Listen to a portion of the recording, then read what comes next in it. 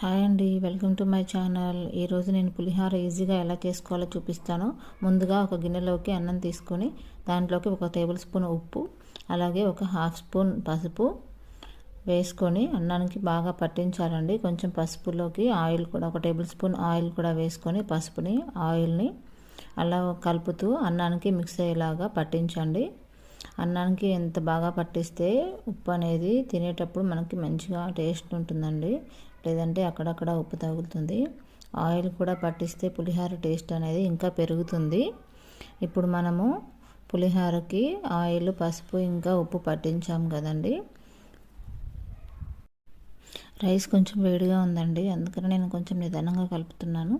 అన్నం ఎప్పుడు పెద్దలుగా లేకుండా పుల్లుగా కలిపేలాగా ఇలా కలుపుకోండి. అన్నం ఎక్కువసేపు చల్లారితే మంచిగా అవుతుందండి. నాది కొంచెం వేడిగా ఉంది. ఇప్పుడు వచ్చేసి మనం ఒక ప్యాన్ తీసుకొని అందులోకి 4 టేబుల్ స్పూన్ల ఆయిల్ వేసుకొని 1 కప్పు పల్లీలు అండి. పల్లీలు ఎక్కువ టేస్ట్ తీసుకొస్తాయండి పులిహోరలో.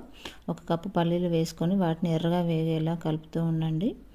పల్లీలు వేగితే చాలా బాగుంటుందండి స్మెల్ రైస్ తినేటప్పుడు. తర్వాత వచ్చేసి పోపు దినుసులు అండి. శనగపప్పు, మినపప్పు, ఆవాలు, జీలకర్ర ఈ 4 యూజ్ చేశానండి. ఈ పల్లీలు ఇంకా పోపులు అన్నీ కలిపి ఎర్రగా వేగేంత వరకు కలపాలి. తర్వాత ఎండుమిర్చి వేసుకోండి. ఎండుమిర్చి కూడా ఒక 4-5 వరకు వేసుకోండి. ఎక్కువ తినేవాళ్ళు ఎక్కువ వేసుకోవచ్చండి. నాకు తక్కువగానే వేశాను నేను, పిల్లలు ఉండడం వల్ల. తర్వాత వచ్చి పచ్చిమిర్చి కూడా తక్కువనే యూజ్ చేసుకోండి. ఇవేంటంటే కారము, పచ్చిమిర్చి ఇవన్నీ పిల్లలు పడేస్తూ ఉంటారండి, అందుకని నేను తక్కువగానే వేశాను. ఆ పచ్చిమిర్చి కారం అనేది కూడా రైస్కి బాగా పట్టేసి పిల్లలు స్పైసీనెస్ వల్ల తినలేరు. నేను తక్కువగానే వాడాను. తర్వాత 2 బండలు కరివేపాకు అండి. కరివేపాకు తీసుకుని అది చిటిపట్లాడేంత వరకు బాగా కలపాలండి. అలా కలుపుతూ ఉండాలి. ఇలాగే ఒక 10 నుంచి 12 వరకు నేను మిరియాలు కూడా యూజ్ చేశానండి. మిరియాలు వచ్చేసి నేను వేస్తానండి పులిహోరలో, కొంతమంది వేసుకోరు. మిరియాలు వేస్తే కూడా చాలా టేస్ట్ ఉంటుంది. మిరియాలు కూడా వేసుకోవాలి. ఇవన్నీ కలుపుతూ ఉండాలండి. కలిపిన తర్వాత చింతపండు గుజ్జు కూడా రెడీ చేసుకోవాలండి. ఒక పక్కన రైస్ వండుతూ నేను పక్కన చింతపండు కూడా ఉడకబెట్టేసి ఇలా గుజ్జు తయారు చేసుకున్నానండి.